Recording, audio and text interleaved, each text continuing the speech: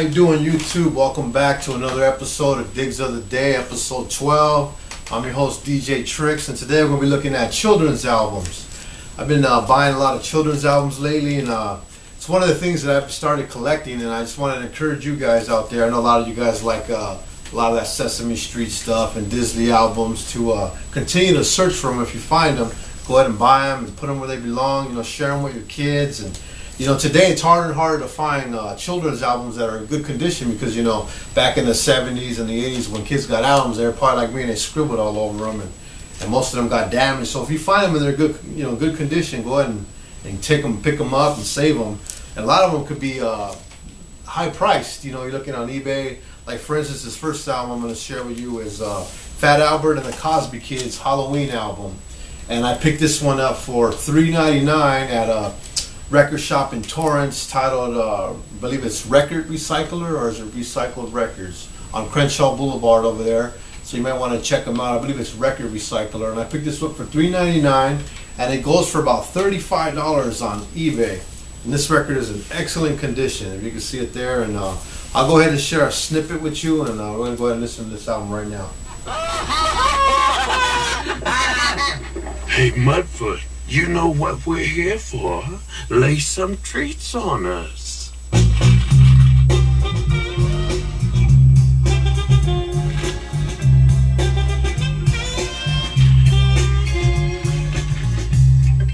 No, when I was a kid, trick-or-treating was different. Yes, good stuff. Again, Fat Albert Halloween. Love Halloween records. Well, I shouldn't say love. I like Halloween records, and just good to have, you know, just right there. And I probably like them more than my kids like them, but I'm going to continue to buy these albums when I find them, and I want to encourage you guys to do the same. Next up I found this week was How the Grinch Stole Christmas. And this is a very interesting album because it's by the Marty Gold Children's Choir. And when I first seen it, I went, oh, look, the Grinch Stole Christmas. I'm thinking of the, you know, the one out for the cartoon, the old school cartoon there, the Cat in the Hat guy. What's his name again that made those cartoons? So when I picked it up, I kind of knew it wasn't going to be, you know, your typical How the Grinch Stole Christmas, LP. Because I've actually seen that one at FYE going for $25. It was actually a green LP. I should have got it, but 25 is a little steep, so I'll wait till I find it for $1 in that dollar bin in the local thrift shop or Goodwill or mom and pop shop or you know, those places we go, the flea markets or swap meets. But I picked this one up, How the Grinch Stole Christmas, and I want to show you, this is banging right here, man. This version right here of How the Grinch is banging. I'm going to give you a snippet right now, so we'll go ahead and listen to that.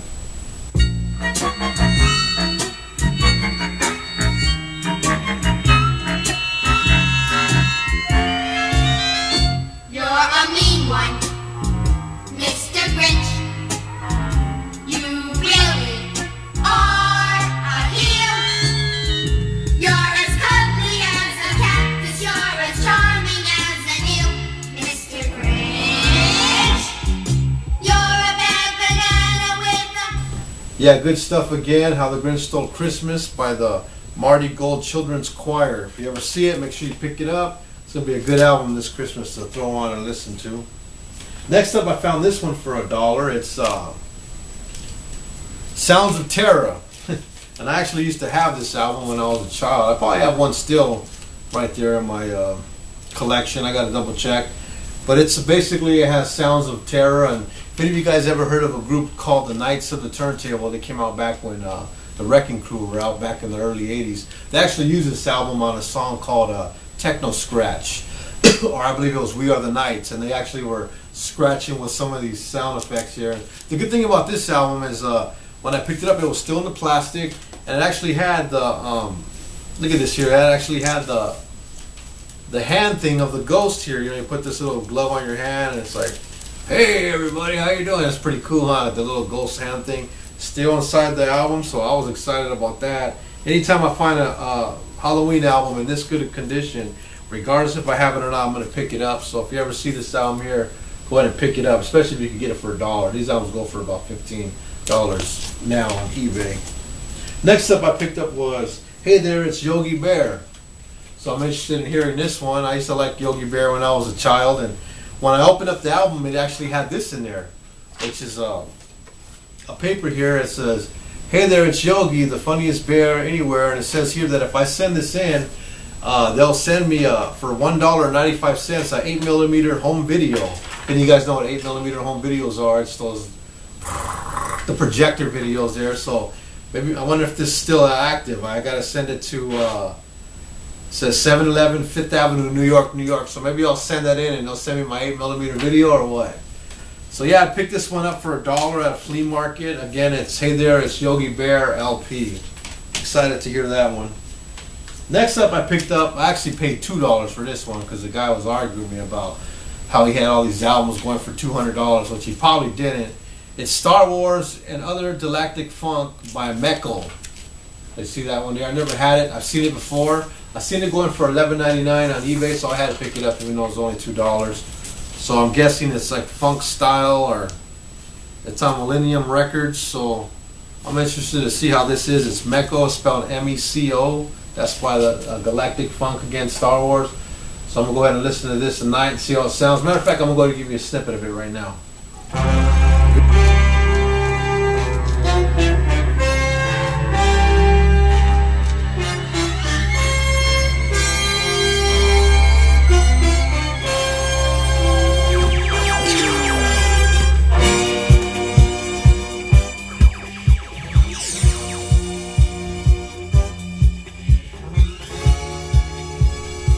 Good stuff, good stuff. Next up, I picked up, got this one at a thrift store.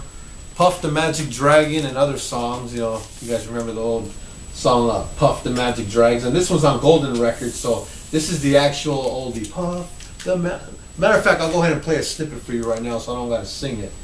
So I'm going to go ahead and play a snippet right now.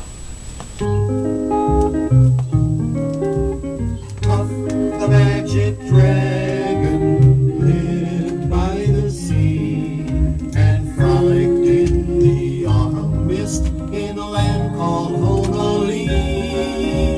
Little Jackie Paper. Good stuff, good stuff. Puff the Magic Dragon. If you ever see albums, I'm looking at this album, man. I got a little kid right here on the tail of a dragon, man. Who wouldn't pick this up for $1, man? That's cool, man. Kids like dragons. See that? So anytime you see something like this, pick it up, man. You know, especially if it's in good condition. Anytime you see a child's album or children's records, make sure you look at them because most of them have colors or crayons scribbled all over them, or they're broken in half, or it's the wrong album at that. I've actually seen some pretty cool children's records at swap meets only to open up the album and it either be totally just damaged beyond belief or not even the right album. Next up I picked up was Babes in Toyland by Walt Disney. The guy wanted $5 for this one, but I ended up talking him down to $1, obviously. I said, you know what, if you don't, he wanted $5, so I got $1, take it or leave it. Take the record home or $1, at a swap meet. So it still has the book in there, so that's cool. The pages look good, still in good condition. So it's very rare to find a Walt Disney record that actually has the picture book inside, still intact with nice, colorful pictures. So anytime you see any kind of Walt Disney album like this, go ahead and pick them up, especially if you get them for $1. Another children's album I picked up was Cinderella. I'm sure there's a lot of different takes on Cinderella albums, but I believe I have 2. So this one will be the 3rd one I have, and I'll have to maybe share that one another day. But I'm kind of just sharing stuff I just recently bought. And it still has the book inside, so you see Cinderella there with the broom there. And nice pictures there, really colorful. I like the artwork on them. So it's even more part of me just getting the LP or the album, but actually getting the story with it. And this is collector's item stuff, especially when it's Walt Disney Cinderella. Nice stuff right here. Got it for $1. Again, the Cinderella album. And this one actually is not Disney. It's actually made by Peter Pan record label. Next up I picked up was Mickey Mouse. This Is My Life album. So I haven't heard this one. I'm interested in hearing this one. This one also had the book still in it. So that was interesting. It also came with this little card here. It says, "Dear parents and friends, Disney Records wants to thank you." So that's pretty cool when you open the album and it says here the address is in Paramount, California. So this place probably don't exist. I should write them, see if they send me anything back, right? It's just a card thanking me for buying the album. So I guess whoever owned the album kept this little postcard in the album all them years, which also would tell me that the album is in really good condition, if you can see there in the light. This one's a Walt Disney record, so it's more of a collector's item. So if you notice how Mickey has the bigger ears right here, and it's just really nice there to have an album that is in this good condition, and that is Mickey Mouse. Next up I picked up was Sesame Street. Hit songs of Sesame Street, and it also contains that song titled I Love Trash, and also C is for Cookie. Anytime you see anything Sesame Street, you want to pick it up. You guys probably already know that. Sesame Street albums are highly collectible, and if you don't know what Sesame Street is, shame on you. You know, as children, we were raised on Sesame Street. I remember being in elementary school, you know, first, second, third grade. They used to actually play the cartoon or the show Sesame Street. It used to be on, I think it's KCET, Channel 28 here in Los Angeles, Sesame Street. So anytime you see any kind of Sesame Street album, go ahead and pick it up. It's got a good song in there by Oscar the Grouch. No, not Oscar. Oscar, the guy who lives in the trash can. That's his name, right? I Love Trash. So anytime you see anything like this, pick them up. And ironically, when I bought that one, I bought most of these off of a guy at the swap meet. I bought about 15 of them off of him. Some other ones I have to share another one. He wanted me to pay $1 each, but I ended up getting them off for $7, so I willed him deal my way out of that. I told him, hey man, take the 7 or take the records back home. He was a Mexican descendant guy, so he said, okay, $7 it is. I also picked up Sesame Street Disco. So I'm interested in hearing this album here. It's some really good condition still. Look at the colors in there. That is nice. I'll go ahead and play a snippet for you right now off of the Sesame Street Disco, so we could go ahead and check out how that sounds now.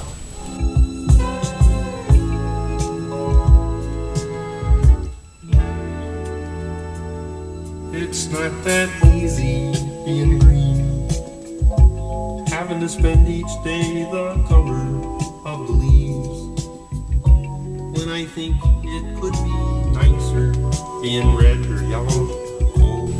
Good stuff again. Sesame Street Disco. Again, anytime you see anything Sesame Street, you want to go ahead and pick them up. Another one I picked up was Disneyland's Merry Christmas Carols. A lot of you guys know their take on the Christmas Carol or the Christmas Story. So I'm assuming this is actually part of that movie. It's got songs on there like the Chipmunks Christmas song, Sleigh Ride, the 12 Days of Christmas, Silver Bells.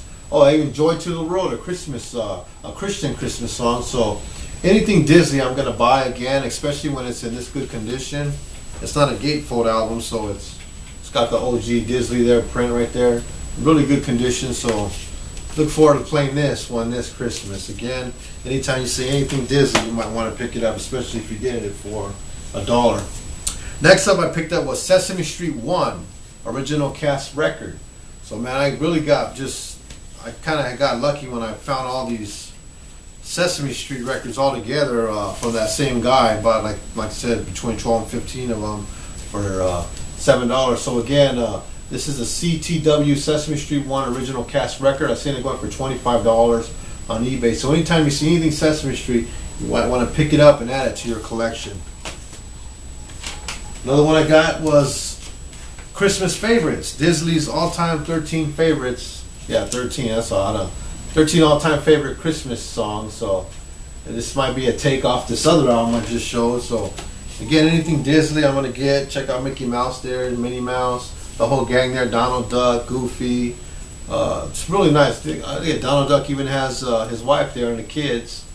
I see them in the back there making a snowman. So anytime I see anything Disney, especially if it's a Christmas album, I'm going to get it. This one has Deck the Halls on it, Frosty the Snowman, Santa's Coming to Town, Little Drummer Boy, another good Christian song there. Interested in hearing this album. It's in really good condition, so I know I'll be playing this Christmas, hopefully, is Disney's Christmas favorites. Next up I picked up was Walt Disney's Peter Pan album, which I probably already have. So now I'm interested in completing all the old Sleeping Beauty, Peter Pan, all them albums there, Snow White. Then what I'm gonna do is put all them together and see which ones I have and which ones I don't, so I could complete my Walt Disney's original motion picture film soundtracks from back in the 60s and the 50s. Anytime you see any of those, you might want to pick them up. Another one I picked up, I actually picked this one up 2 days ago, was Television's Greatest Hits, and this one contains the Jetsons on it, the theme. It even says here, Jane, Stop This Crazy Thing. Any of you guys know who MC Shan is? He had a song titled Jane, Stop This Crazy Thing.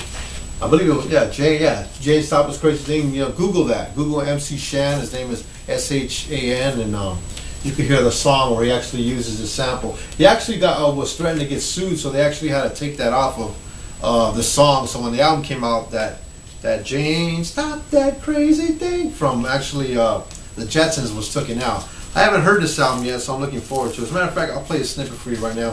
So we'll go ahead and play this television's greatest hits here of the Jetsons' main theme.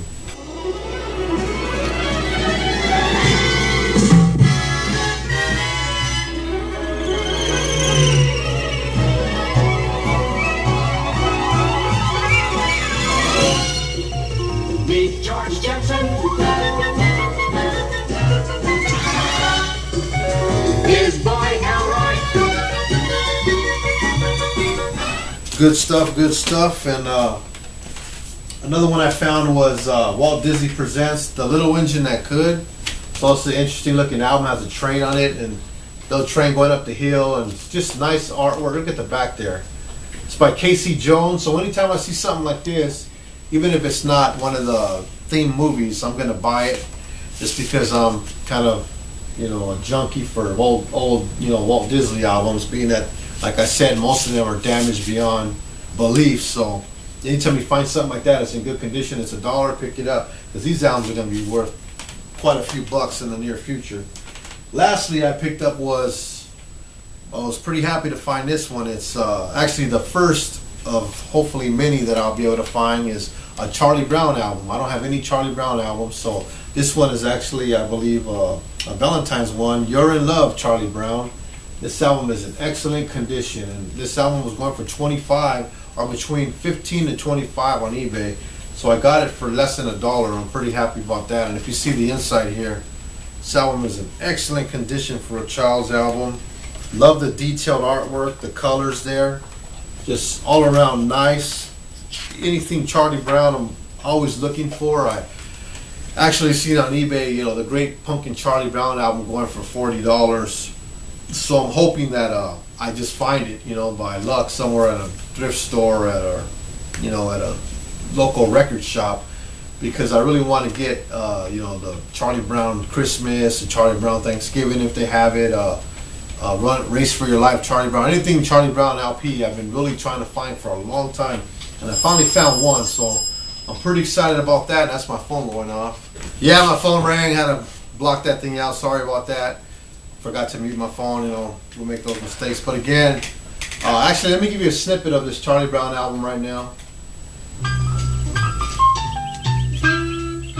Hi, Linus. Good morning, Charlie Brown. Aren't you afraid of what the kids at school might say about that blanket? Do you have a nickel? Flip it into the air. They don't say very much. Good stuff. Again, a lot of good stuff I found this week in children's albums. It's just ironic because recently I've been saying, I want to collect children's albums. I want to find more children's albums. And I go to one guy at a swap meet, and I end up picking all these up in one shot for $7. So that's a really good deal I got. I got blessed, and I'm going to continue on looking for more children's albums. I probably got about 300 children's albums, and these ones I probably don't have any, so I'm going to add to them. And I want to encourage you guys to go ahead and buy children's albums and add to them, because like I said, a lot of them are damaged. A lot of them get damaged because they're all obviously children damaged albums, right? When they get them, albums are so easy to damage. So anytime you find a child's record that's not damaged, make sure you buy it. And thanks for watching again. Digs of the Day, episode 12, a take on children's albums. If you know anything about any of these albums, feel free to comment below or ask questions. I'll get back to you as soon as I can. And see you on the next episode, and just stay digging. All right. I left one out, Peter Cottontail. That's all right.